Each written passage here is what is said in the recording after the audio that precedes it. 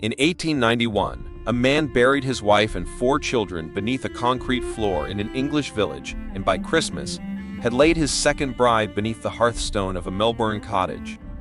His chilling spree unfolded across the breadth of the British Empire, confounding Scotland Yard and Melbourne detectives alike as they raced to connect crimes separated by oceans.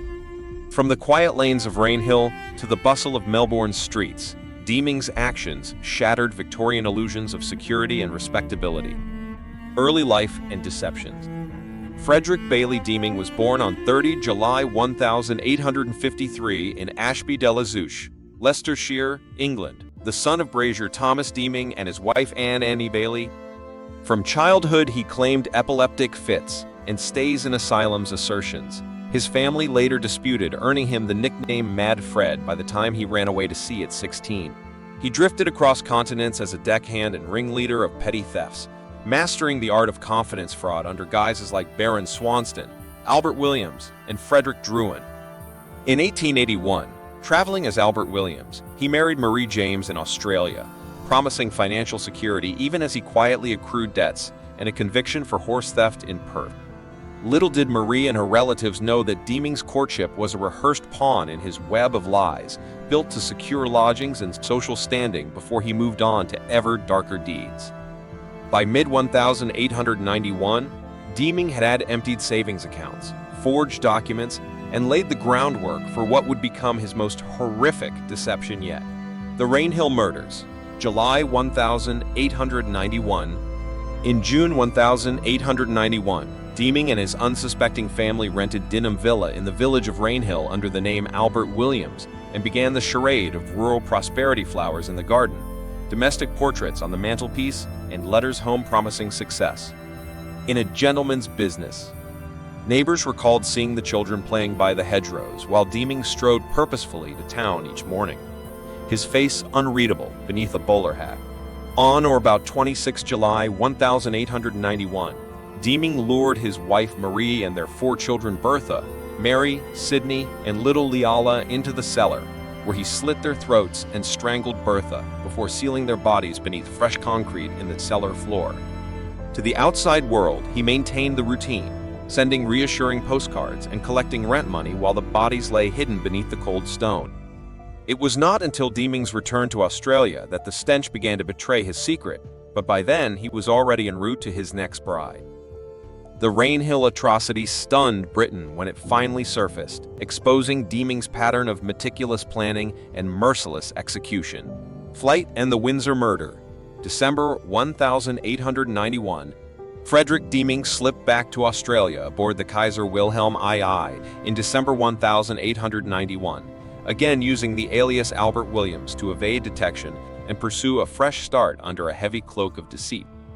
He soon courted Emily Mather, a young widow in Windsor, Melbourne, dazzling her with gifts, florid letters, and promises of a life abroad that mirrored the courtship he'd once bestowed upon Marie. On Christmas Eve, neighbors heard the sound of chisels on masonry and, by dawn on Christmas Day, Emily's body lay concealed beneath a newly concreted hearthstone in the cottage's parlor.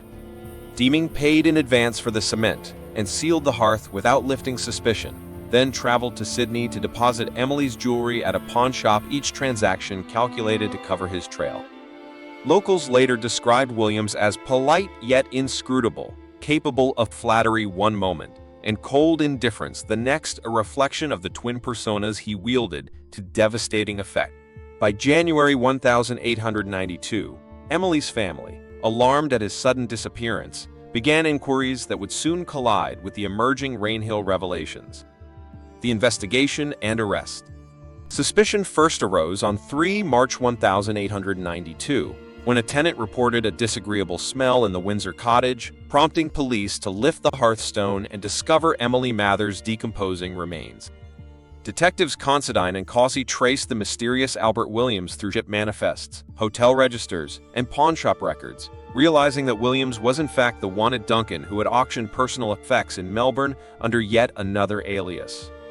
Meanwhile, rain-soaked letters from Marie's relatives in England led Scotland Yard to Dinham Villa, where the Rainhill cellar was exhumed and the bodies of Deeming's first family uncovered under shattered concrete. When confronted, Deeming pleaded insanity, claiming visitations from his mother's spirit and the ravages of venereal disease as justifications for his acts, even as he maintained an eerie composure throughout custodial interviews. Within days, authorities in both hemispheres realized they held the same killer, his dual-continent crimes forming a grotesque mosaic of premeditation and betrayal.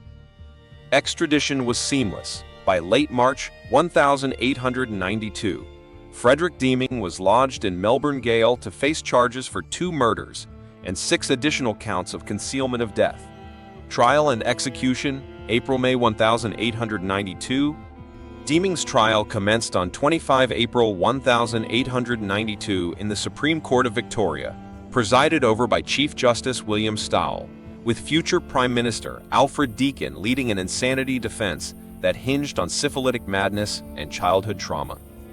The Crown, represented by Solicitor General Robert Walsh, presented a chilling litany of letters, financial records, and eyewitness accounts demonstrating Deeming's deliberate concealment of both sets of murders. Deeming, undaunted, took the stand in a self-styled confession, declaring, "I did what I did. I have no regrets," before delivering a long and rambling justification that swayed neither jury nor judge. During a brief recess, newspapers teemed with sensational hyperlinks, quoting Deeming's alleged boasts of committing Whitechapel killings, though no corroborating evidence emerged beyond his own claims to fellow inmates. Convicted on all counts after a single day of deliberation, he spent his final night composing doggerel in his cell. "The jury listened well to the yarn I had to tell, but they sent me straight to hell." On 23 May 1892 at 10:01 am, Frederick Deeming was hanged in Melbourne Gaol, weighing 14 pounds less than at his sentencing, a pale shadow of the suave conman who'd beguiled 2 continents. Legacy and lingering mystery. Frederick Deeming's macabre saga captivated Victorian society on both sides of the globe, sparking debates on criminal insanity, investigative forensics, and the power of the burgeoning press to shape public terror. His disinterred letters and exhumed bodies influenced improvements in property inspection laws and policing cooperation between Britain and Australia, laying groundwork for modern homicide investigation.